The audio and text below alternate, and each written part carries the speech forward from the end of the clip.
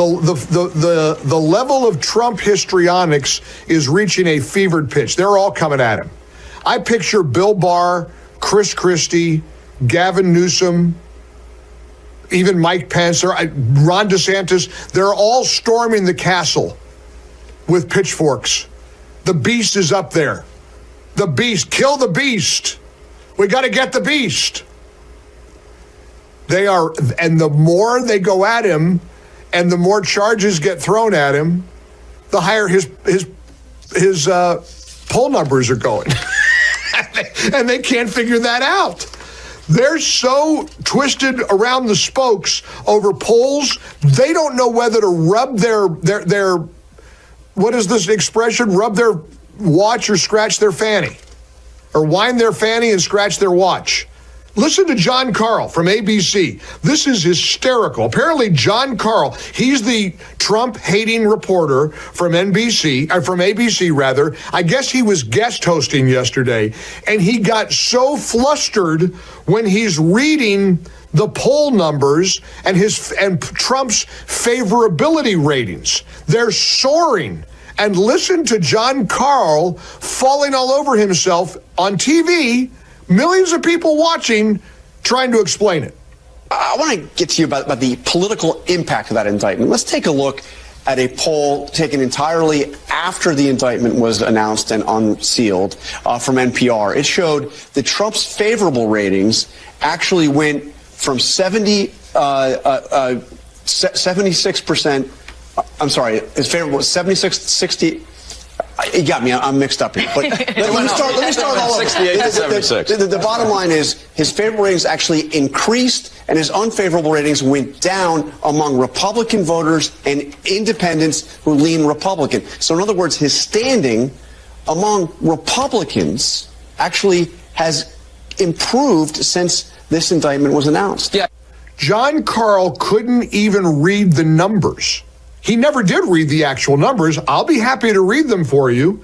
According to that poll, in February, he had a favorability rating of 68% among Republicans and independents who lean Republican. In June, this month, it went up to 76%. He went from 68 to 76%. There, John, I fixed it for you.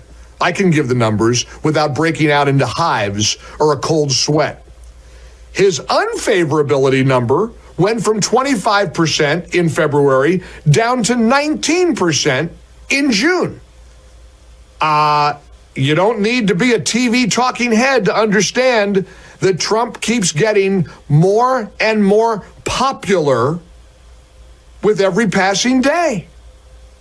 And let's be blunt. He's becoming harder for Ron DeSantis or Chris Christie or Vivek Ramaswamy or anybody else to catch him.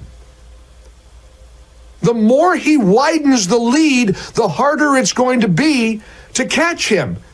And, my friend Mark Davis, who you'll hear from later this hour on the M&M Experience, Mark likes to say, well, it's a long way away. We're 6-7 months away from votes and blah, blah, blah. I don't know that it's that long away. We're almost at the end of June 2023. And they're going to indict him some more. You wait and see. They're going to try to get him on January 6th. They're going to try to get him out of Georgia. They're going to keep throwing charges at him. What's the definition of insanity? Repeating the same behavior over and over again and hoping for a different result? Expecting a different outcome? You think anything's going to stick to Trump? What will stick? Shortly before Rush Limbaugh died, he said something about Trump and what the left and the Trump haters are trying to do. I saw this over the weekend, and I wanted to play, because, man, do I miss Rush. I miss his wisdom, his humor, his common sense. What a loss. What an absolute loss. And if you're watching today on Salem News Channel, you see the clip that I'm about to play from Rush, and you see how gaunt he looked. He did not look well.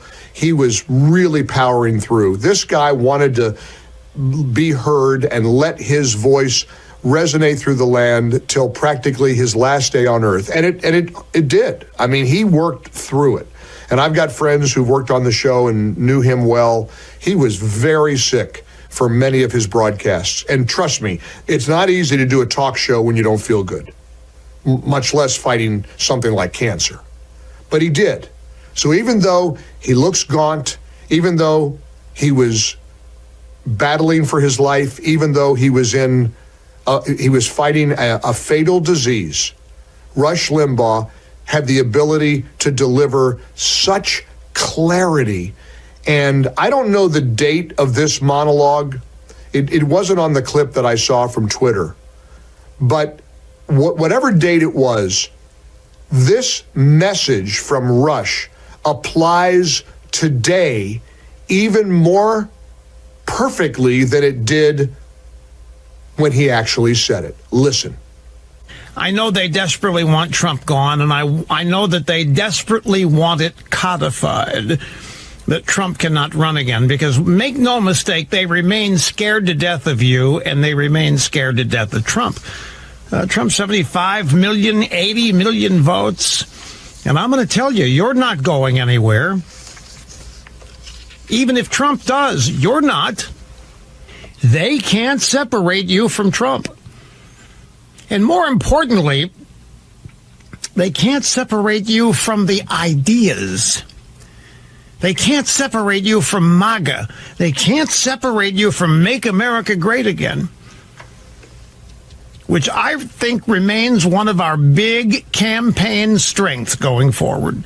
They believe that they can destroy this bond that exists between you and Trump if they somehow make Trump look bad, make Trump look like a reprobate, embarrass you about Trump. They can't do it because you came before Trump.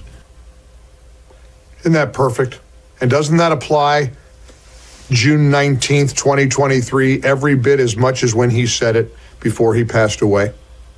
And here's one consistent thing with the polling. About 55% of Americans think that Trump's indictment is politically motivated. So the majority of Americans believe it's politically motivated.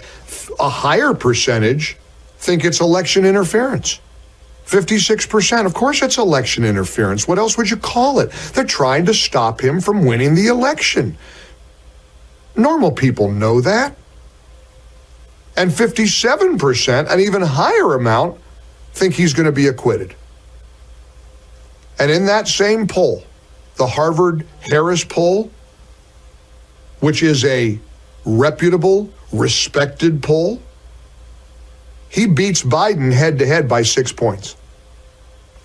There's some more news over Trump and the indictments and all of that. Axios and the Washington Post are reporting the trial rules favor Trump.